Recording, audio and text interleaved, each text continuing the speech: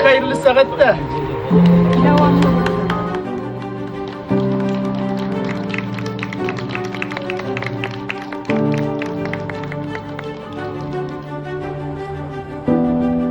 Yahdim buldu tarihçiler Kul Birleşmesi a'zaları tarafından Reis Apa'nın yaşayan yurtuna istelik toplantı açıldı.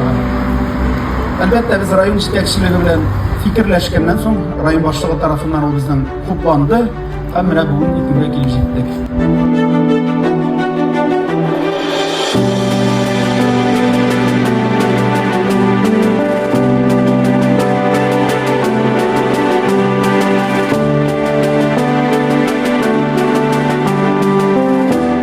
Reis Apa'nın iske alganda da bir gözümden yaşında çığa başladı.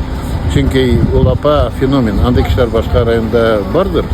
Lakin men onu birinci etip koyam özüm için.